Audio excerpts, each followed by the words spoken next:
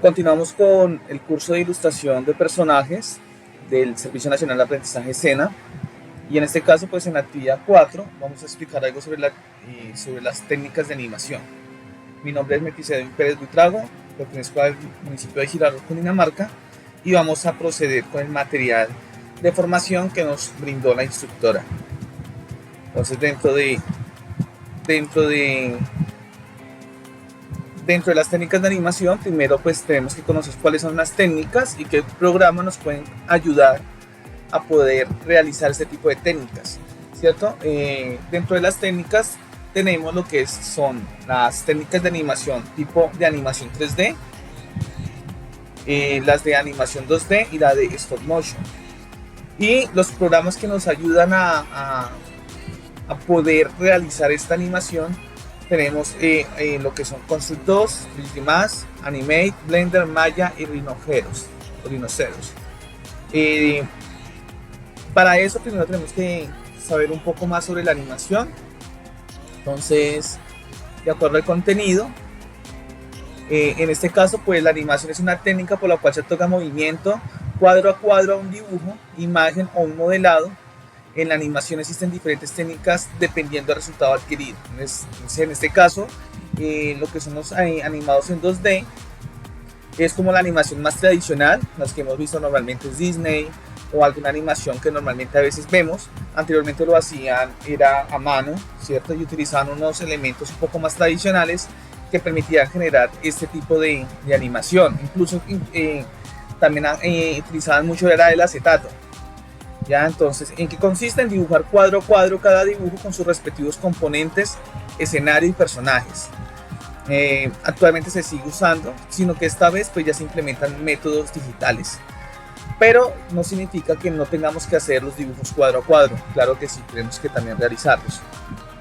En un principio se realizaban dibujos de materiales tan lúcidos como el acetato y se pintaban con pintura acrílica, que fue lo que acabé de comentar. Después se fotografiaban uno a uno cada dibujo para crear el movimiento por la secuencia de cuadros. Con el pasar de los años la técnica evolucionó y el acetato se cambió por papel y se empezaron a usar herramientas digitales. En la actualidad la técnica de dibujos animados 2D es una de las más usadas a partir del uso de las tablas digitalizadoras y software especializados, en este caso como Illustrator, y pintura de los dibujos sin necesidad de escanear. El proceso en su mayoría es digital.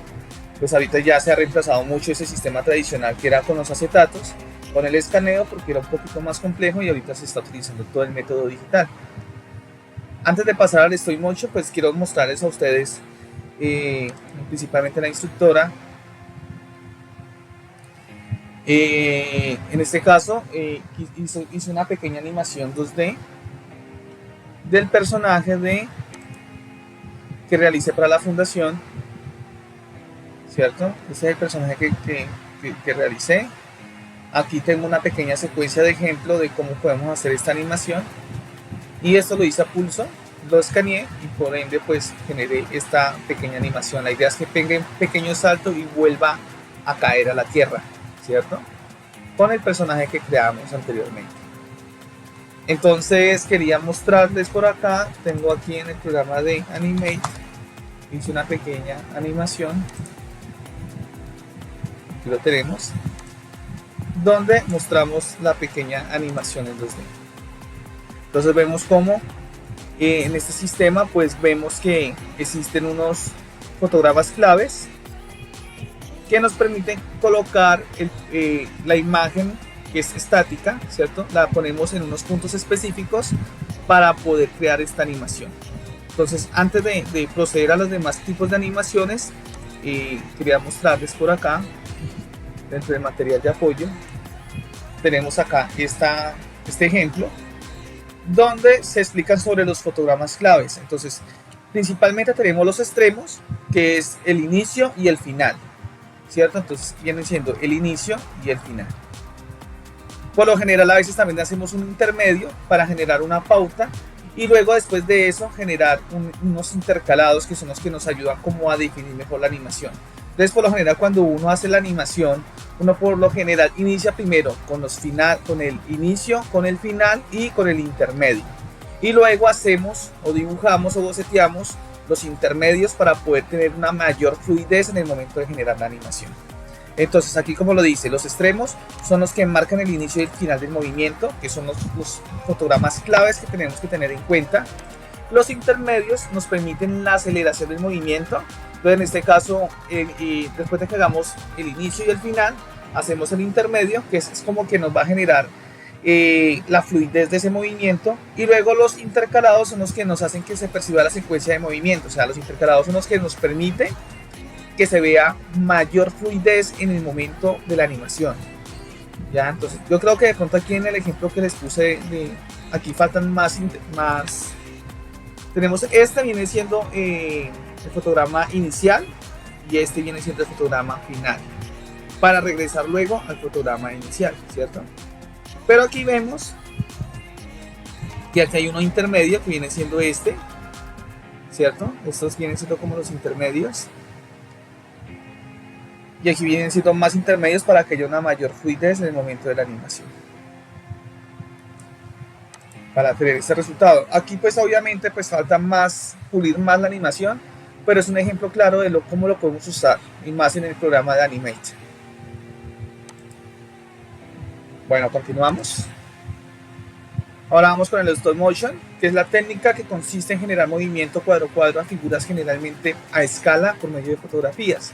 Esta técnica no se considera un dibujo animado, puesto que en su mayoría parte de objetos con volumen o la mezcla de escenarios reales con piezas gráficas en 2D. Para llevar a cabo esta técnica es muy importante cuidar la constancia en el movimiento y la distancia de la cámara frente a los objetos. Se debe realizar una gran cantidad de capturas para generar la ilusión óptica de secuencia.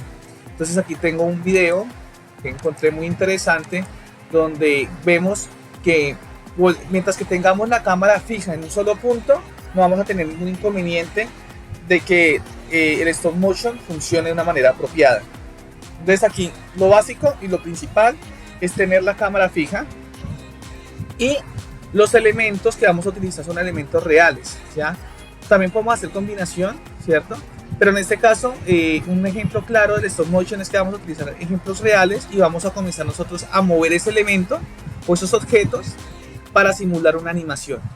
Y cada vez que movamos el objeto vamos a tomar una fotografía, y eso vendría siendo un fotograma clave, ¿cierto? Entonces la idea es que tomar muchas fotografías para que en el momento que la incluyamos en un programa de edición de video, las podamos unificar, le mejoramos el tiempo y con esto se va a generar una animación. Entonces acá hay un pequeño ejemplo.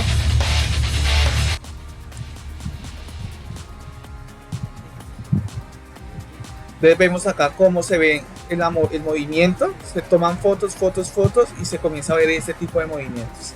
Entonces está súper genial para que también podamos generar este tipo de animación.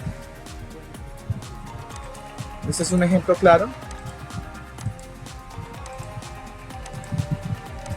Entonces aquí factores clave también la iluminación, ¿cierto? Y la creatividad que tengamos para poder realizar este tipo de animación.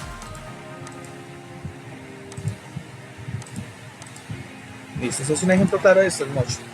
El otro viene siendo ya la animación 3D, que es llamada animación digital. Es una técnica que se realiza en software de diseño 3D y su principio es la creación de personajes por medio de figuras geométricas con profundidad, altura y ancho.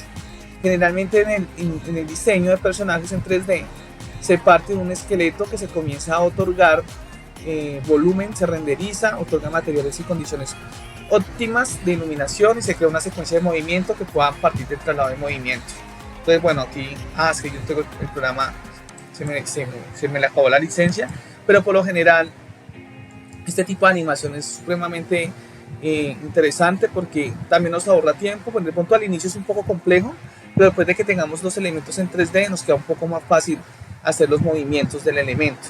Ya no tendríamos que hacerlo cuadro por cuadro, porque cuando manipulamos los efectos 3D nos permite colocar cualquier plano y comenzar a hacer la animación como tal. Entonces aquí tenemos otro pequeño ejemplo. Para eso pues tendríamos que tener el personaje, digamos en este caso el ejemplo sería este. Tendríamos que tener el personaje en todas las caras, ¿cierto? Posibles.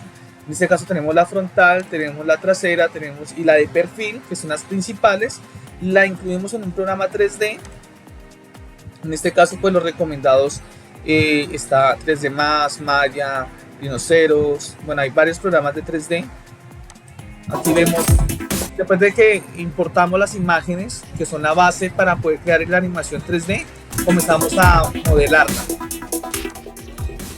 ¿Ves? Aquí vemos cómo comenzamos a manejar los polígonos de la malla. En este caso, el 3D viene siendo como una malla y la que nos va a generar esa profundidad en los elementos que están aquí.